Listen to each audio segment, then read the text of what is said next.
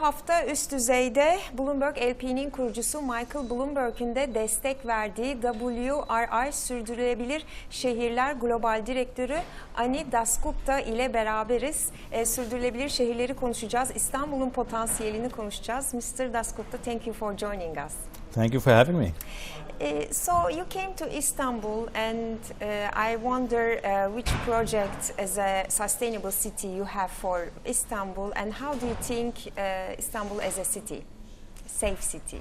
Let's talk about. First of all, I want to say I'm really pleased that I'm in a program that is being interviewed by Bloomberg TV. Bloomberg Foundation has been a very big supporter of the program for many years, actually one of our biggest supporters, so we are very grateful for the support for the foundation, so it's very nice to be a part of this program. In my visit to Istanbul, you know, personally, I'm a city person, I've been working on cities. Istanbul is one of my favorite cities. It's one of the most beautiful cities, lively city, where people like to live, go out to eat. So it's an exciting place to be here. For us as a program, we've been focused for many years on sustainable transportation, which we think is a core of any city. To be sustainable, it has to figure out how mobility works, how people go from where they live, where they go work. As we go forward, cities are interconnected systems. One sector, like transportation, is connected where people live or where people work. So that's how they want to move around, from where they live. So we are going to evolve the program. In addition to transportation, we're going to focus on city form, how cities manage work and life, where people need to live. Because the best solution is for people not to have to travel too much. If they live close to where they need to work, a lot of the transport problem will be solved. So, you know, so that's why we're focused on the city form as a critical area of sustainability. And finally, for cities to be sustainable, they also have to be efficient and use less energy, less water. So our third area of work will be focused on efficiency of cities, which is very critical for Turkey, simply because a lot of our energy is required for Turkey in the building sector. You know, and traditionally in cities, 1/3 of CO2 or climate change gases come from transport, 1/3 from buildings, and 1/3 from industry. So that's why we're trying to design a program so we can be more comprehensive. So my visit here is to participate in the symposium tomorrow, but also to visit the team here, also to see how we shape the program going forward. Okay, for example, as Istanbul being a safer city, what is the biggest issue here, on your opinion? You know, there are many issues for safety. For us, we always are focused we think safer cities and sustainable cities are very connected to each other. You know, I was once having a conversation with Jan Gehl, who is a very well-known architect who has worked here in Istanbul. Yes. And he talked about how his indicator for a healthy, safe, sustainable city is to see kids in the city on their own, going around their bikes or going in the bus. That's a very good indicator. If you see a lot of children, a lot of older people who are happily able to move around, it's a good indication that city is actually working for everyone. And that is an indicator. A healthy, thriving cities, for me, a city that is safe and sustainable is a city where a young family would want to come, raise their kids, go to work, and thrive. Go to work, go to school, go to restaurants in the evening. So you want a city that is vibrant, that is safe, that you're not afraid to go out. You're not afraid you don't put all your children in cars to protect them, or build houses with gated communities to protect yourself from the city, but you embrace the city. Yes. And so a sustainable city, a safe city, is cities that can grow, create jobs for all the people that are going to come to cities. In the next 35 years, 2.5 billion more people will live in cities. Yeah. So all these people need jobs, they need to grow. So prosperity is a very important part of what cities, cities are a hub of innovation. But they also need to protect the environment. Cities also produce 75% of greenhouse gases today. So that needs to be protected. We have to figure out a way to grow in a city, not also destroy the environment at the same time. And we have to have cities that are equal. Today cities we have produced cities that are very unequal. Some people have a lot, some people don't have much services. That produces a city that is not going to be sustainable. If you put all our lower-income poor people 25 miles away from the middle of the city, they would have to travel, create congestion, and spend a lot of their money just to travel going back and forth. So we need cities that are equal, that are environmentally protected, and that are thriving, that are growing. Yes, and you mentioned transportation. It's very important in a city. So balancing capabilities and demand, especially in Istanbul, in Turkey, we have a lot of demand but little capacity. So what is your opinion on that? How to solve this issue? You know, I hear this all the time, and there is a capacity gap. Our cities in the global south and in the emerging economies are growing very fast. Istanbul is growing fast. You know, it's about 72% urban. Turkey is going to be 80% urban very soon. So people are coming to cities, and it's very difficult if you're a city manager to keep up with the pressures of providing services to the growing population. A lot of the cities, their budgets don't keep growing as fast as their population. So there is a capacity gap. People have estimated in studies there is a capacity of 1 to 5, meaning richer cities in the north are 5 times more capable per number of people than cities in the south. And yes, that is true, but at the same time, I have seen, and there are evidence in the world, that if the cities have the right strategy, they can actually overcome this capacity gap. If cities have a strategy and focus on solving one big problem, that creates a momentum, a relationship with the citizens of a positive change, that creates a momentum for a series of change. I mean, look at what happened in Bogota, for example, which is a city in the south. I mean, Bogota has a really robust transport plan with the BRT, with walking, with the biking, over years, so multiple years, and it is actually a different city than other cities of similar income group. Similar changes have happened in, everyone talks about Curitiba. Curitiba, per capita, carbon emission for transport in Curitiba is less than any other city in Brazil because of systematic strategy and improvement. So I completely agree with you. There is a capacity gap, and you won't solve capacity gap overnight. However, with strategy, focus, and solving specific problems, you can get to a cycle that can go to a transformative change. And there are examples in the south. I mean, look at Seoul. Seoul was a different city that has become. So, yes, capacity gap is there, but there are ways, cities have found ways. And our mission is to bring that knowledge, how cities have transferred themselves across the world and to Istanbul. Okay, so I would like to continue with the transportation because we are also a car-oriented country. So this is also an issue. So we have a lot of traffic jam. This is a whole problem for Turkish people. So what will be the solution for that? So basically we don't walk a lot. The solution is less cars. Yes. But you know, this is the problem as you must know, in many cities in the world, many cities in the world that I work in Mexico, India, Brazil, all the countries with emerging population. The clear fact is, from evidence that we have gathered, that cities like Istanbul or Mexico City or Delhi or Mumbai,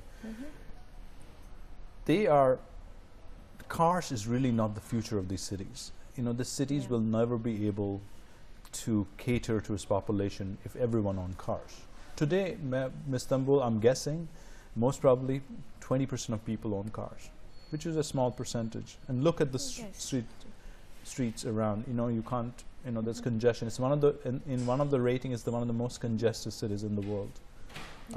So imagine if 40% people own cars, you won't be able to go outside your door. So the question is not what do we do with cars. The question is what do we do to move people around, make the city accessible.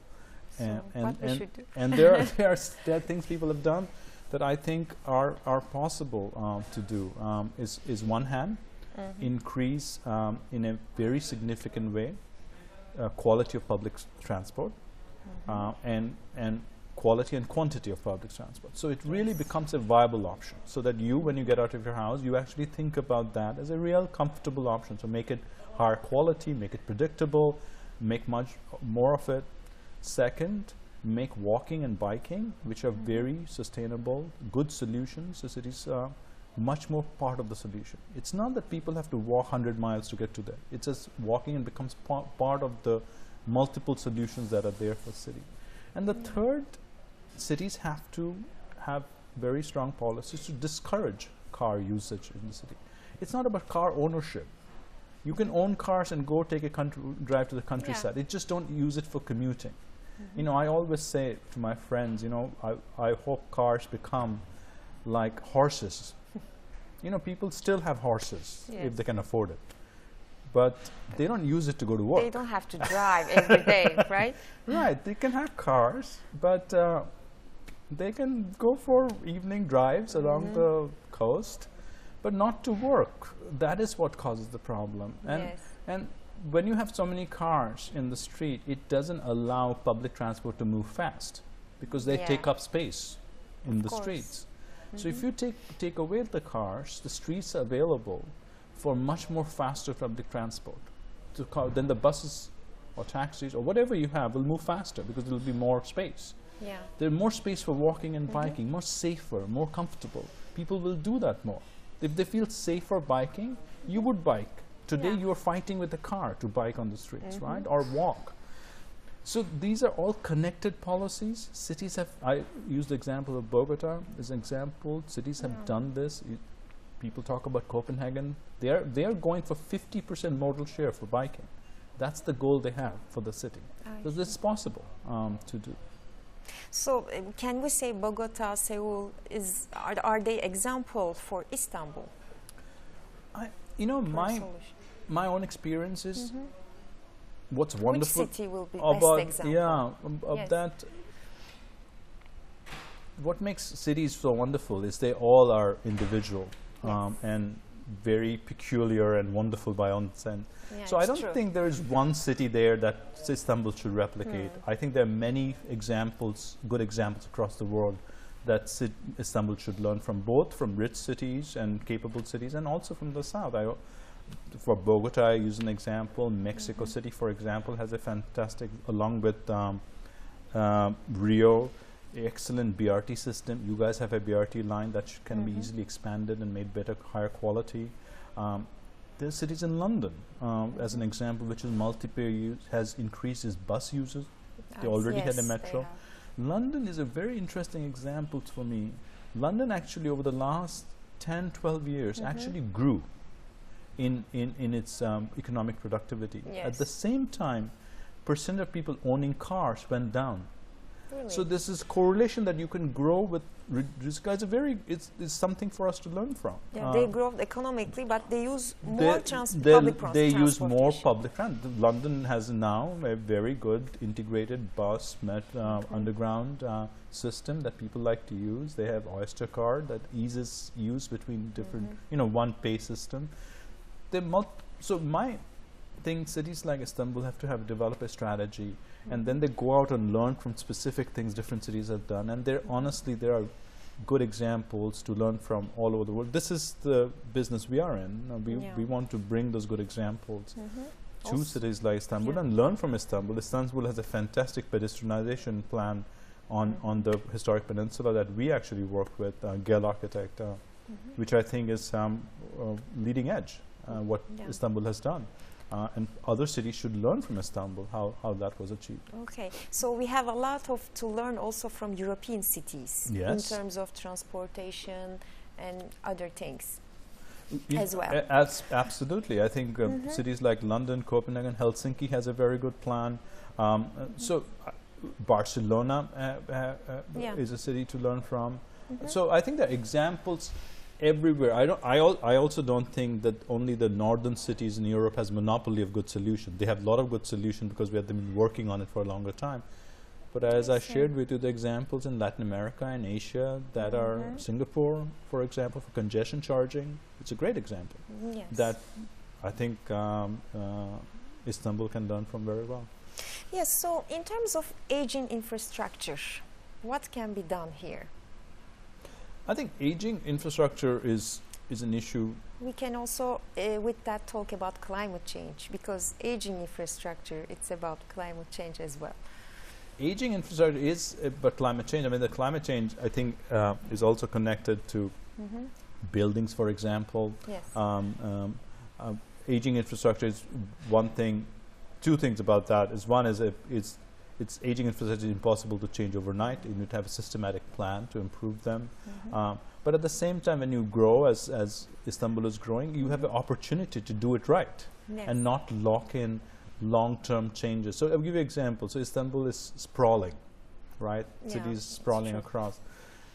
That is actually not good for the climate, because as you sprawl, you have to build infrastructure to go there. You have to come back and forth for work, use a lot of energy on transportation. A lot of time is spent. So sprawling cities are not the best solution for climate change. You want cities that are compact, that are connect. You want people to live close to transit and so we feel this is a main problem. As well. So as you build in the future, as you retrofit your cities, for example, you have this restoration project, that is this transformation project of retrofitting for earthquake. Urban transformation. That's right. Yes. That provides you an opportunity to build buildings that not only are safer but use less energy, so make them energy. So you will say, that's first. Build near transit hubs. So we are very focused on a particular idea of called that colloquially uses transit-oriented development, simply meaning focusing and concentrating housing and work spaces around transit hubs, and making them high-density, livable, walkable around transit, so people don't have to use two cars to get to other places.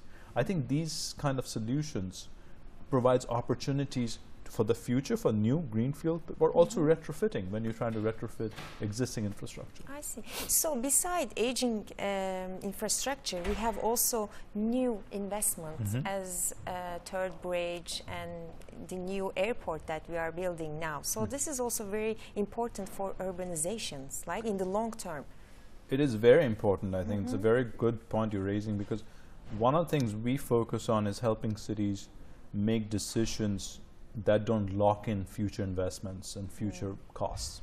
So building in a way for cities that doesn't lock in high carbon use in the future is a very critical issue. Then that's, cities feel pressure to do something right now that is slightly cheaper versus taking a longer term view towards what will be cheaper in the long run.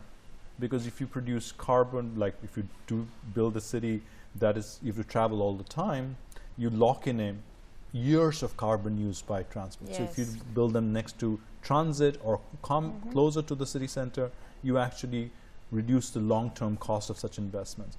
So providing that evidence to cities, bringing that evidence about their total lifetime costs, actually helps them to make more sensible decisions about the investment choices that they face.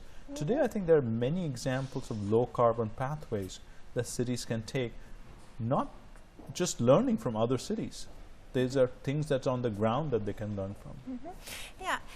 With that question, I would like to ask about policies, urban policies. So what do you think should be done for climate change, carbonization, and other things in terms of policies, and how does that work? I think there's been a lot of work on this done in the recent past. We ourselves have been part of a consortium of research institute that is called New Climate Economy. It's a project funded by multiple donors that simply focuses on the economics of climate change. And cities was one of the biggest part. There were three things they talked about: cities, land use, and energy. This is a new policy. This is actually new evidence for policy making in the future. And what that work focused on is simply answering this question. A lot of people think or thought that if you try to make climate change or protect the climate, you cannot grow. That the policies that help protect the climate automatically stops you from growing. Or if you want to Yeah. grow, you can't protect the climate. I see. And this research looked at, is that true? Is it possible to grow while protecting the climate? And overall they found, yes, not only it's possible, you actually, if you protect the climate, you can actually grow better. Yes. So that's a very significant departure Yeah. from conventional wisdom before. And this is very true for cities. I see. I think cities, if you make sensible policies that is good for the city, good for its citizens, for example, better public transit that actually allows most people to get to their work easily, Yeah. cheaper, faster, is actually also good for climate. If you protect buildings that are energy efficient, it's cheaper to run them, it's cheaper in the long term, it's also good for climate. So there are a lot of evidence that there is, honestly, this is a cliched word, but win-win solutions out there for cities to work. Okay, and very last question, Mr. Dasgupta. What is the new trend? People are going more into the cities, or they want to live more in the cities or in the urban villages? How that change, especially in emerging markets like Turkey? What is the problem here? Can you clarify Yes. what you mean by urban Like, villages? More people want to live in the cities or in the small villages. I think the evidence on that What is is the challenge here?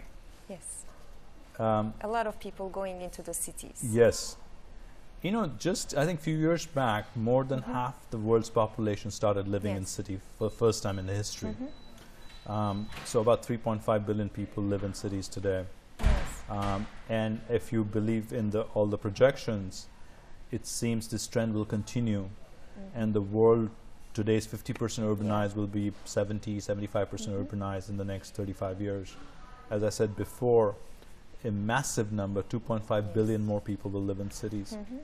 So urbanization will continue.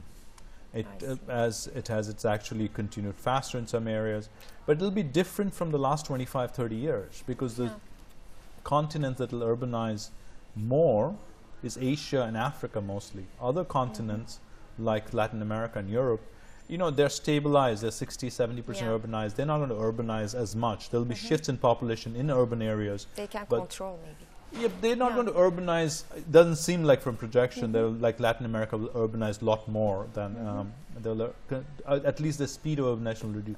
Africa as a continent, everyone predicts correctly, I think, will urbanize the fastest. They're only 30% urbanized today, and they're urbanizing the fastest. So is South Asia.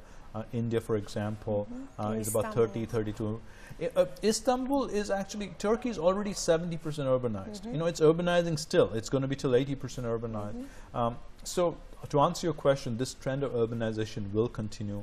People come to cities for many reasons. A lot of people, as you can imagine, come for economic growth, to go to school, because most centers of wealth creation, jobs, innovation, culture, education, hospitals are in cities, so people come. Also, as agricultural productivity increases, less people are needed in rural areas. So people, I mean, these are historic trends. There are a lot of differences. Different African urbanization is quite different. People are finding, but you know, cities were invented 10,000 years back for this reason, for innovation, productivity, to capitalize on the excesses from agricultural production. And you know, it has lived up to its promise of being the center of productivity, innovation, and culture for most of the history. It's only last 100 years or less that we've become this car-centric city that is choking us, and most probably we have to find a real positive way to move away from this car centricity to cities that are livable, enjoyable, and accessible to the whole population, because car centricity provides a city that's only accessible to 10-20% of people who own cars. So this trend will continue, you say? The urbanization trend will continue. Most of the world urbanization will kind of stabilize, but I think we have a lot to do to make our cities sustainable, equal to our population, The good news is there are a lot of good examples across the world where people have experimented, tested, and have good solutions on the ground for us to learn from. Okay, Mr. Dasgupta, thank you for joining us. Thank you very much for having me. Thank you. Üst Düzey'de bu hafta WRI Sürdürülebilir Şehirler Global Direktörü Ani Dasgupta bizle beraberdi. Haftaya görüşmek üzere, hoşça kalın.